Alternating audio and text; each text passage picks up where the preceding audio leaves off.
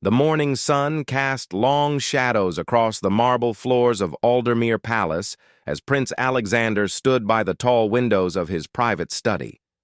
His jaw was set in a hard line as he read the latest intelligence report from his trusted advisor, Lord Pemberton. The document contained disturbing information about Queen Cordelia's family members and their increasingly bold attempts to exploit their royal connections. Queen Cordelia had married King Edmund 3 years ago, bringing with her a complicated family history that the royal court had initially welcomed with cautious optimism. Her brother Marcus and sister-in-law Victoria had been granted modest positions within the royal household, while her teenage nephew James had been enrolled in the prestigious Royal Academy. What had started as reasonable accommodation for the new queen's relatives had slowly transformed into something far more troublesome. Marcus Hartwell, now bearing the courtesy title of Lord Marcus, had been caught using the royal seal without authorization to guarantee personal business loans. The scandal had been quietly contained, but whispers were spreading through the noble houses like wildfire. Victoria, meanwhile, had been hosting lavish parties at her Grace and Favor apartment in the palace's East Wing, charging wealthy socialites enormous sums for the privilege of dining in a royal residence. Most disturbing of all was young James, who had been selling access to restricted areas of the palace to tourists and journalists, pocketing thousands of gold sovereigns in the process. Prince Alexander had tried to address these issues diplomatically through Queen Cordelia, but his stepmother seemed either unwilling or unable to control her relatives. During their last conversation, she had dismissed his concerns with an airy wave of her jeweled hand, suggesting that he was being overly sensitive about matters that were, in her words, perfectly harmless family activities. The breaking point had come just 3 days ago, when Marcus had been discovered attempting to sell an exclusive interview about palace life to the kingdom's most sensational newspaper. The reporter had been caught recording their conversation in the palace gardens, and the audio revealed Marcus sharing intimate details about the king's daily routines, the queen's private habits, and even speculating about succession plans. The security breach was so severe that it had sent shockwaves through the royal protection detail. Lord Pemberton knocked softly on the study door and entered when beckoned.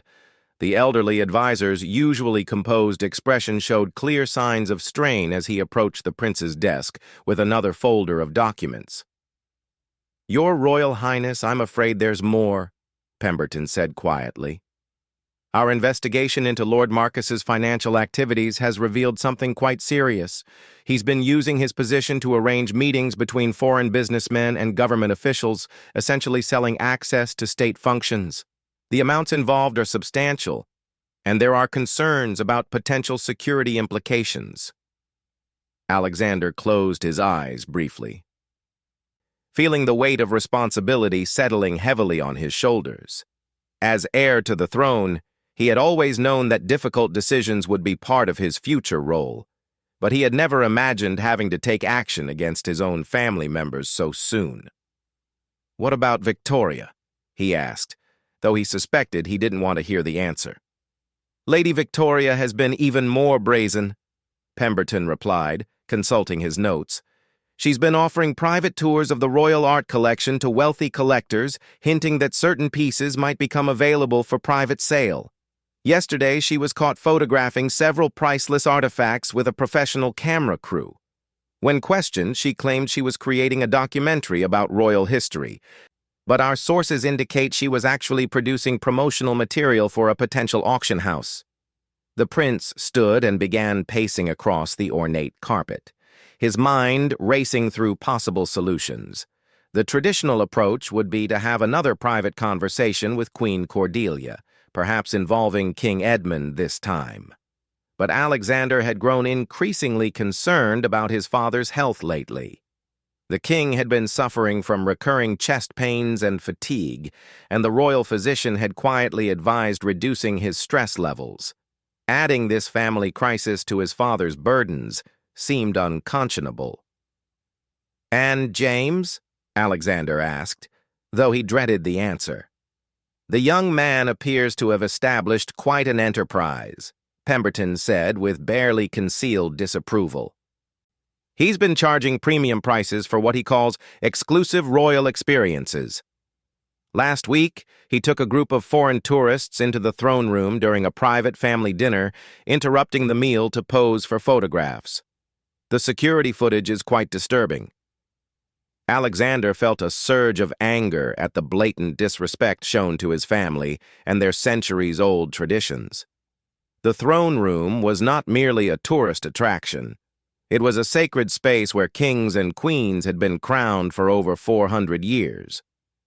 The idea of it being treated as a backdrop for selfies was deeply offensive to everything he had been raised to protect and preserve.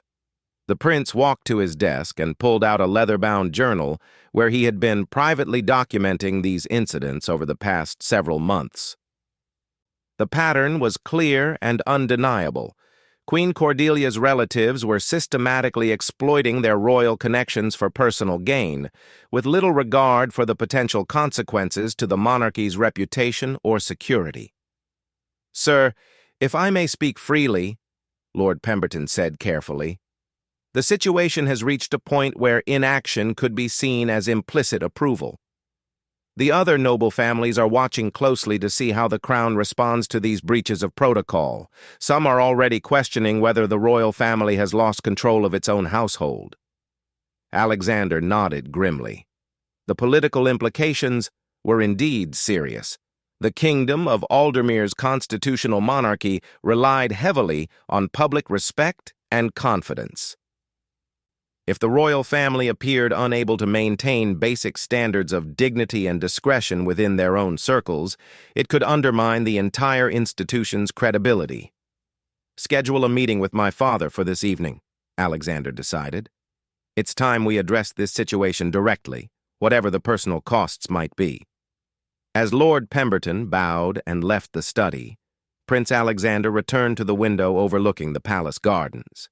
Below, he could see tourists being led through the public areas by official guides, their faces filled with wonder and respect for the historic buildings and their royal inhabitants.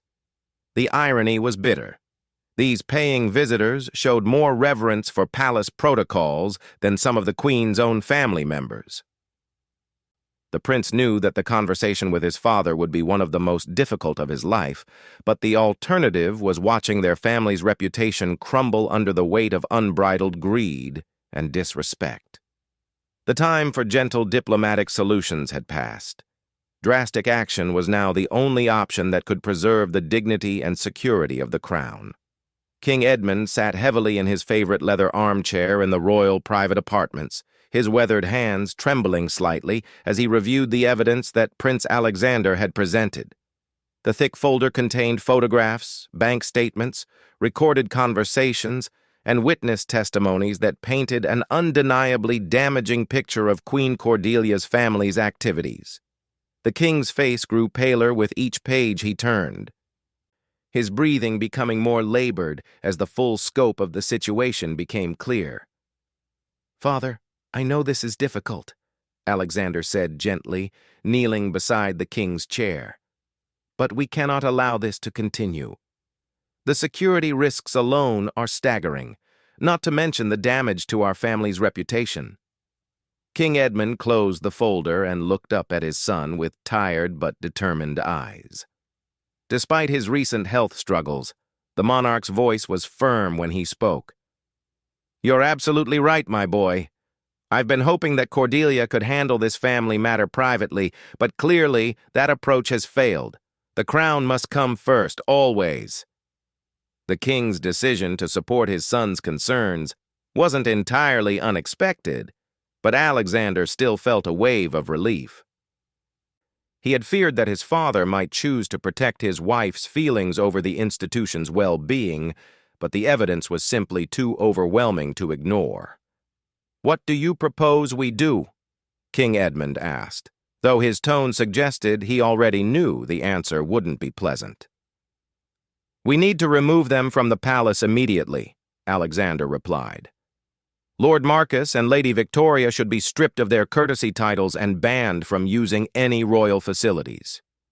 James needs to be expelled from the Royal Academy and prohibited from entering palace grounds.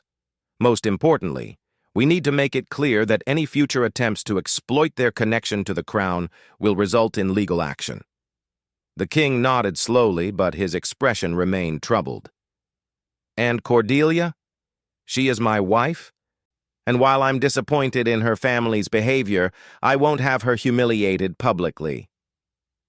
Alexander had anticipated this concern and had spent considerable time thinking about how to handle the delicate situation with his stepmother. We can frame this as protecting the queen from her family's poor choices, he suggested. Emphasize that we're taking action to prevent her from being further embarrassed by their behavior. Their conversation was interrupted by a sharp knock on the door. Queen Cordelia entered without waiting for permission, her elegant silk dress rustling as she moved quickly across the room. Her usual composed demeanor was replaced by barely controlled anger, and her cheeks were flushed with indignation. I understand you've been discussing my family behind my back, she said, her voice tight with emotion. Lord Pemberton seemed quite eager to share the details of your little investigation with half the palace staff. King Edmund gestured for his wife to sit, but she remained standing, her hands clenched at her sides.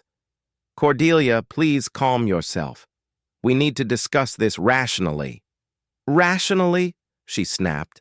You mean the way you've rationally decided to destroy my brother's reputation based on gossip and speculation?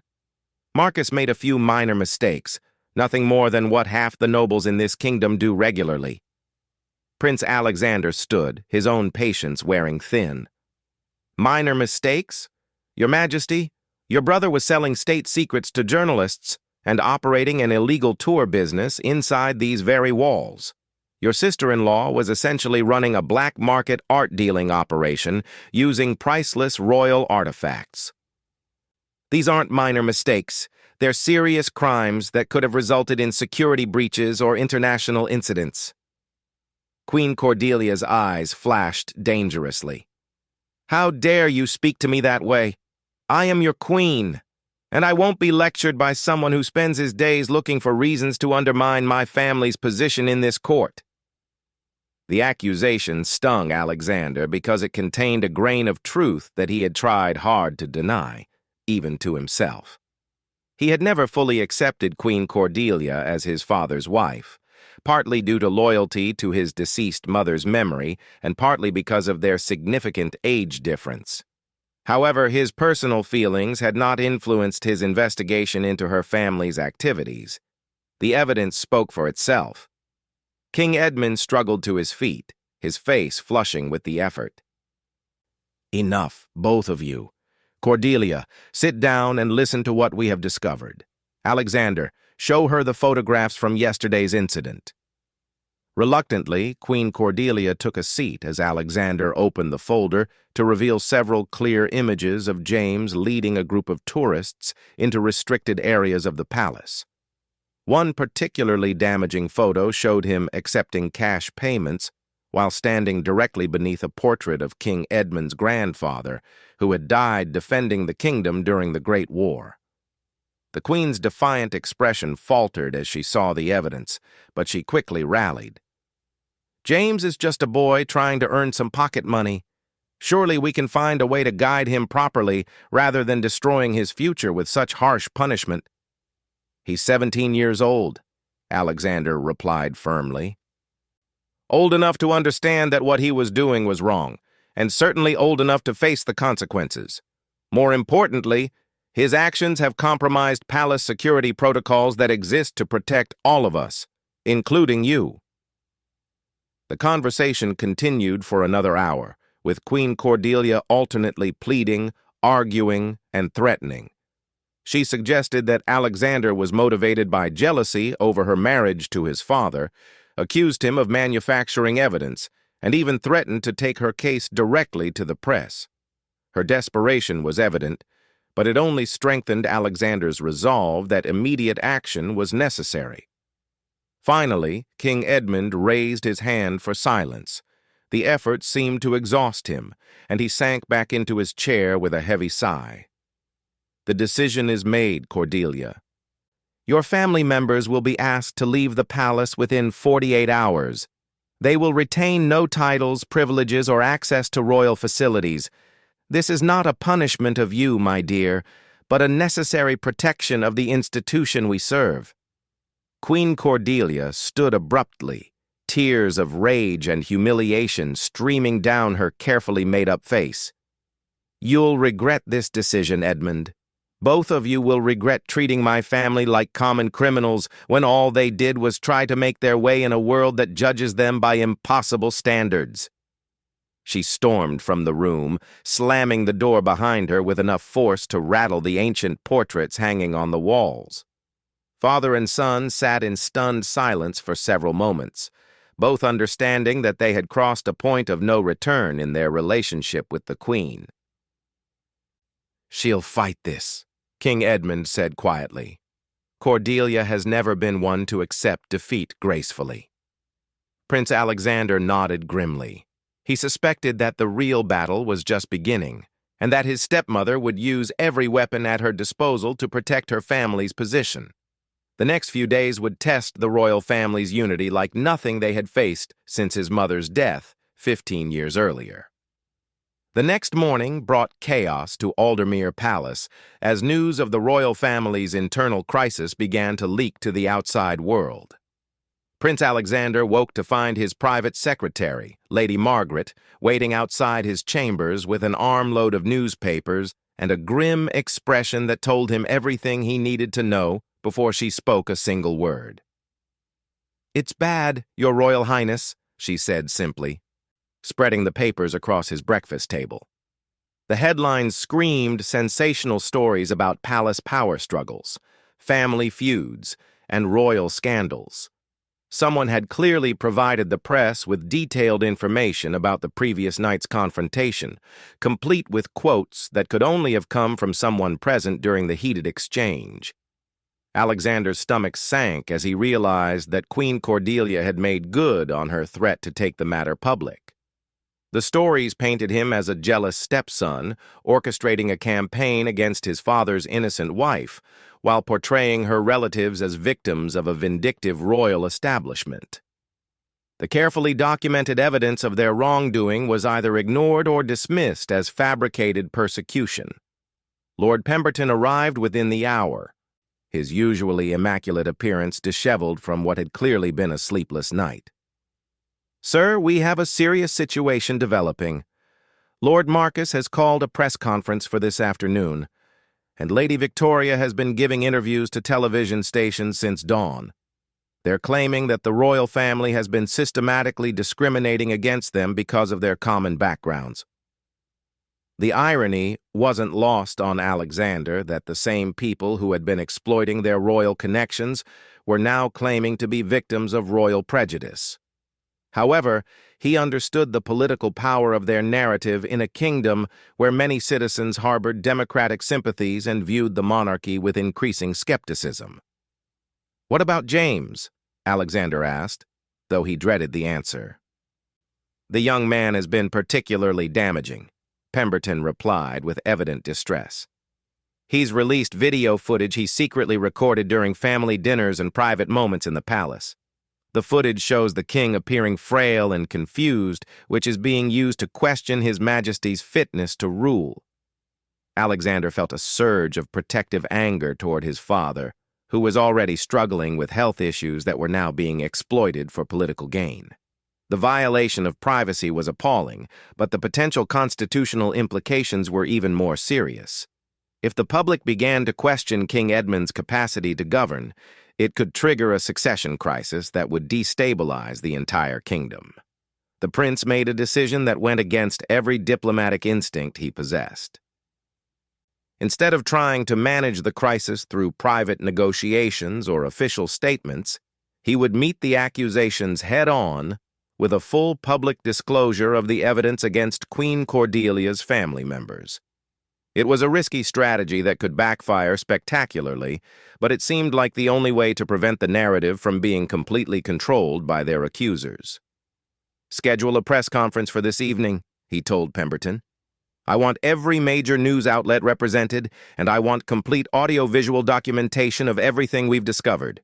If they want to fight this battle in public, then we'll give the people all the facts and let them judge for themselves." The hours leading up to the press conference were a whirlwind of preparation and last-minute crises. King Edmund suffered another episode of chest pains and had to be rushed to the palace medical facility, where doctors confirmed that the stress was seriously affecting his cardiovascular system. Queen Cordelia refused to speak to anyone in the royal household and barricaded herself in her private apartments with her personal staff. Most dramatically, James attempted to break into the palace treasury, apparently believing that he could steal enough artifacts to fund his family's legal battles against the crown. He was caught by security guards in the act of photographing the crown jewels with professional equipment, clearly intending to create detailed records for potential buyers. His arrest provided the final piece of evidence that Alexander needed to justify the drastic actions he was about to announce. The press conference was held in the palace's formal audience hall, a space traditionally reserved for the most solemn state occasions. Alexander stood behind a simple podium, flanked by displays of evidence that told the complete story of the past several months. His uniform was perfectly pressed, his posture erect, but his eyes showed the strain of the difficult decisions he was about to defend. "Ladies and gentlemen of the press," he began, his voice steady despite the magnitude of the moment. "I appear before you today not as Prince Alexander, but as a guardian of an institution that has served this kingdom faithfully for over 4 centuries. The actions I am about to discuss were not taken lightly, nor were they motivated by personal animosity toward any individual. For the next 40 minutes, he methodically presented the evidence against Marcus, Victoria, and James. He played audio recordings of illegal transactions, displayed photographs of security breaches, and provided bank records showing the substantial sums involved in their various schemes. Most powerfully, he showed the video footage of James's attempted theft from the treasury, which had been recorded just hours before the press conference. The room fell completely silent as the scope and seriousness of the violations became clear. Several veteran journalists who had initially appeared skeptical about the royal family's motives visibly changed their expressions as the evidence mounted. The narrative of innocent relatives being persecuted by a jealous prince crumbled under the weight of documented facts. "These individuals exploited the trust and hospitality of my family," Alexander concluded. "They violated the security protocols that exist to protect not just the royal family, but every citizen who visits these historic buildings. Most importantly, they betrayed the confidence of a nation that expects its institutions to operate with integrity and dignity." The questions from reporters were sharp but fair, focusing on the security implications and the legal consequences rather than the family drama that had dominated the morning's headlines. Alexander answered each inquiry directly, acknowledging the personal pain involved while emphasizing that duty to the kingdom had required difficult choices. In the weeks that followed, public opinion shifted decisively in favor of the royal family's actions.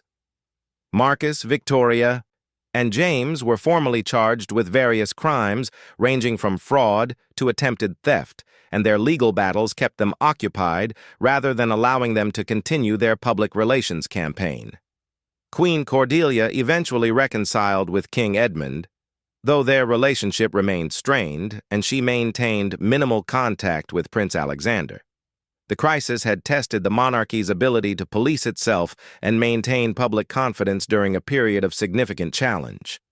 Alexander's willingness to take decisive action, even at great personal cost, ultimately strengthened the institution's credibility and demonstrated that royal privilege came with serious responsibilities that would be enforced regardless of family connections. King Edmund's health gradually improved once the stress of the situation was resolved, and he privately told his son that the crisis had proven Alexander was ready to assume the full responsibilities of kingship when the time came. The palace implemented new security protocols and background checks for all family members, ensuring that such violations could never again threaten the kingdom's stability. The dramatic events became a turning point in Prince Alexander's life, marking his transition from heir apparent to active guardian of the crown's integrity. His drastic action had saved not just his family's reputation, but preserved the constitutional monarchy for future generations, who would inherit both its privileges and its solemn duties.